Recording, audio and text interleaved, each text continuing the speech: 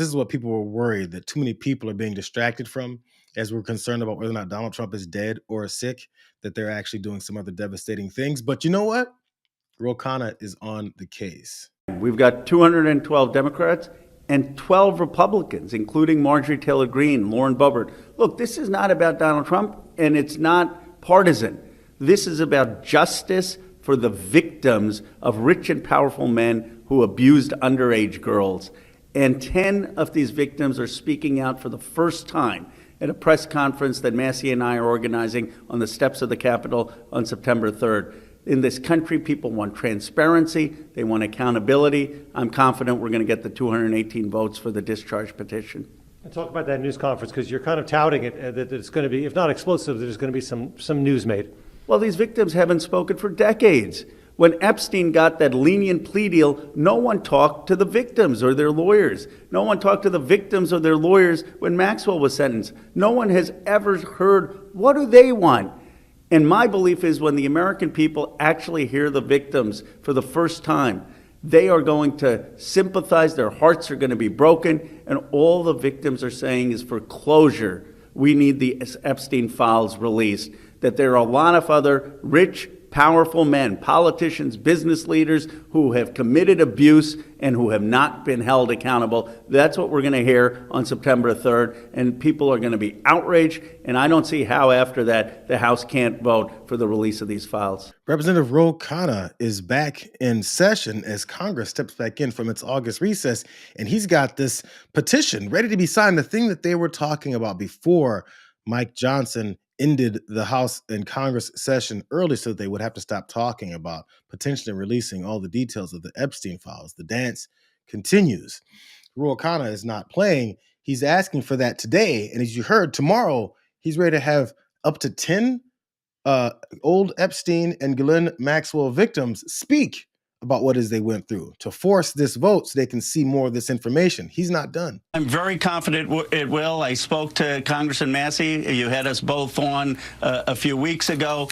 We will have the petition live on September 2nd. We have all 212 Democrats committed to signing it. He has 12 Republicans. Only 6 of them have to sign it. What will be explosive is the September 3rd press conference that both of us are having with 10 Epstein victims, many who have never spoken out before. They're going to be on the steps of the Capitol. They will be telling their story, and they will be saying clearly to the American public that they want the release of the Epstein files for full closure on this matter. People are going to want to pay attention to this. Look, we just got the House back. No one's been talking to all these congressmen and senators for a solid month, a little bit longer, because as I pointed out, Mike Johnson said, let's get the hell out of town because this pressure is building on me having to do something to actually expose things in the Epstein files, which we know Donald Trump is all over, and he's been covering it up ever since he got back into office. So Thomas Massie is also who Ro Khanna mentioned is going to be a part about this. So here's Thomas Massie, and he posted this again this morning to talk about what's going on today and tomorrow. This is important. He says, I'm in D.C. and will file the discharge petition today, September 2nd at approximately 2 p.m. Pay attention to that time, when Congress officially returns from the August recess.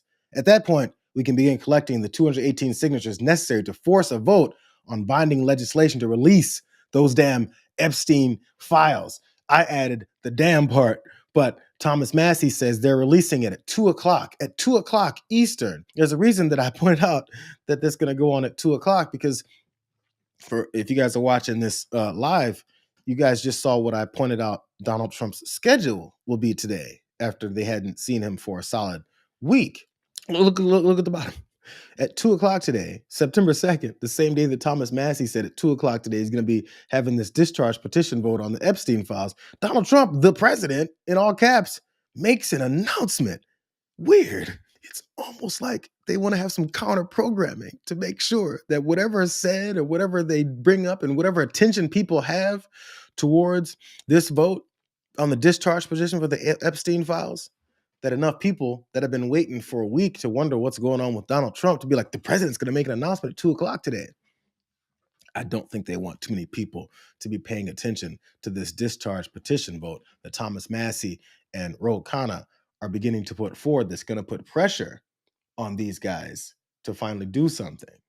I want to show you guys where this has been happening, the lead up to this from Ro Khanna and Thomas Massie. They've kind of been in partnership since the end of July, around that time that Mike Johnson made sure that he got rid of Congress early enough to not talk about this. They were on Meet the Press together. Let's hear more from Thomas Massie. The Department of Justice says they will not be releasing further Epstein material in order to protect what they say is more than 1,000 victims, many of whom were underage. I want to read you a little bit of a DOJ memo which writes, quote, sensitive information relating to these victims is intertwined throughout the materials. One of our highest priorities is combating child exploitation and bringing justice to victims. Perpetuating unfounded theories about Epstein serves neither one of those ends. What is your response to the concern that releasing these files could ultimately hurt the victims, Congressman Massie? Well, look, that's a straw man. Roe and I carefully crafted this legislation so that the victims' names will be redacted and that no child pornography will be released. So they're hiding behind that we're trying to get justice for the victims and transparency for America. And so, we've redacted things before. We don't want to hurt the victims. We're doing this for the victims. I think it's just something that they're hiding behind. And at the end of that statement, I heard something about conspiracy theories or something like that. Look, they're the ones, it's the president's own attorney general, FBI director, and children who said that, and vice president, who said that these files need to be released. We're just trying to hold their feet to the fire. This is in the back end of July, when all this talk was about this same discharge petition that they were trying to get pushed through so that finally they could get to the bottom of this and expose potentially all of these culprits, all these folks who took part in these child sex traffickers that this administration was consistently talking about what it is they wanted to stop. And Thomas Massie then pointed out something else that he noticed. Back in April, he talked about this before, but in April, he talked to Pam Bondi when I don't think this was as big of a story as it turned into, but he was already getting suspicions about where this was going. By the way, something else I wanted to say on this space is people, a lot of times in comments on my posts, they're like, well, why don't you just talk to Trump? Or why don't you just talk to Pam Bondi? You're assuming I haven't. Like, I do. I have. I asked Pam Bondi for these files in a private dinner in April. We, because I'm on the Judiciary Committee, we went over to her office and had dinner, and it was very nice. And we were each kind of, we went around the table. Members of the Judiciary Committee could ask the Attorney General questions, and I told Jim Jordan, I said, listen, I don't want to embarrass anybody here, but I'm going to ask about the Epstein files. And he said, Massey, you do what you want. Ask whatever you want. And I got the runaround then in a private meeting, and I realized that, we were not going to get these things, or I suspected we weren't going to get these things based on her answer then.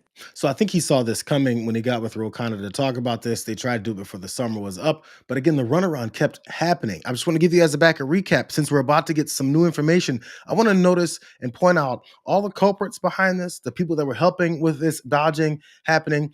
But Thomas Massie, again, was on the steps. I played this before. He's on the steps of the Capitol, again, at the back end of July, to try and get this whole thing pushed through. And what he had to continue to deal with was one Mike Johnson. And this is where the rift got a little bit worse. I was wondering, with the paralysis in the Rules Committee, it seems like they're not going to be meeting again today because of the Epstein amendments. Have you chatted with anybody about that at this point? Well, it wouldn't really matter. Their Epstein bill resolution is non-binding, so it's kind of fake. The resolution that I have co-sponsored with Ro Khanna would actually bring up legislation that would be binding on the president. Yeah, unfortunately, we have 6 days and we needed 7 days for the discharge petition to ripen before we could bring this up before the August recess. So we'll have to bring it up after the August recess. But the good news is the Speaker has no interest in keeping us here one extra day. A little bit of sarcasm on the back end there, because the good news about Mike Johnson not wanting to keep folks around anymore, he's totally suspicious of this guy's intentions. Also, he wants to talk about protecting victims. We're talking about Mike Johnson wanting to protect victims. See if you can, see the forked tongue stick out of his face, and also the devious way he was trying to avoid this. The Massie and the Khanna discharge petition does not have adequate protections. For example, in the way that it was drafted, they cite that they don't want child abuse, sex abuse information uncovered, but they cite the wrong provision of the federal code, and so it makes it unworkable. It requires the DOJ to release grand jury testimony. They are prohibited by law from doing so. So it is not the right approach. There is another approach out there. The House Republicans on the Rules Committee have a resolution that is well drafted, that is thoughtfully drafted by lawyers that would make this workable. That's the approach. We have to protect the innocent. We'll do it at all costs. They do say that they want victims' names redacted, though, just to be clear. Let me move on to Ghislaine Maxwell. Yes, but their language doesn't adequately produce that. If Mike Johnson cared about the language in the draft discharge petition being correct enough to allow them to release all these files and still protect the names of the victims, why wasn't he a part of trying to make sure that happened? I mean, Thomas Massie also pointed out that that was a lie, but we can go through whoever's telling the truth on that. But if you're a part of it, if you've said over and over and over again, I want to get to the bottom of this whole thing. I just want to work with the president and the FBI and the DOJ, who are not working with anybody to try and uncover these Epstein files. Wouldn't you be a part of changing that language and making sure you can expedite it as quickly as possible? Look how quickly they went through that thousands and thousands of page bill that they used to destroy more American people's lives, take away our health care, and dismantle more of the social safety net features. Mike Johnson was rolling on that. He made sure that the deadline of July 4th that his president, Donald Trump, gave him, he was on that deadline. There's something about this deadline.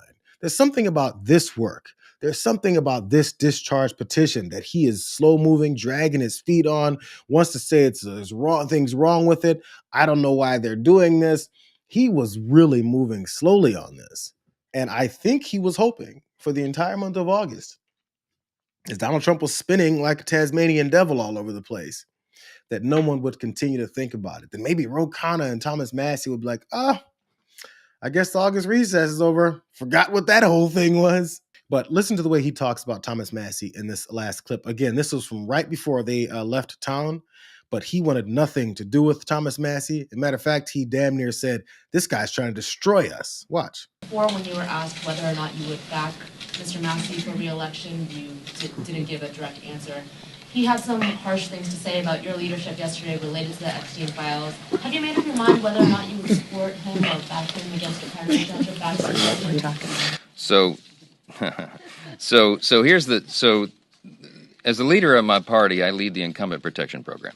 Okay, that's my job. I go all around the country. I travel endlessly, incessantly. I have to raise over $300 million to do that, and we want everybody to come back.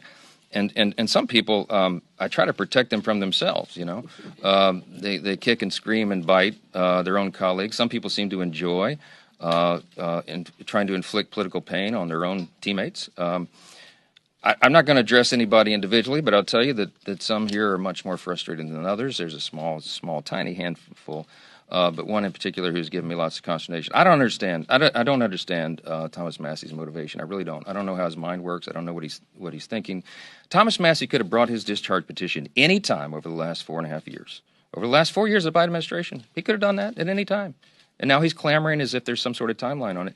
It's interesting to me that he chose the election of President Trump to bring this, to team up with the Democrats and bring this discharge petition. So do I have some concern about that? I do. But in me and my way, I try to follow Ronald Reagan's 11th commandment, never speak evil of another Republican. My gosh, it's hard to do sometimes around here. I also try to follow the scripture. It says, bless those who persecute you. So let me just say about Thomas Massie, could you just accept my Southern bless his heart? Okay, I don't know what else to say about it. We're for maximum transparency. We're engaging in that right now. And we don't need political games.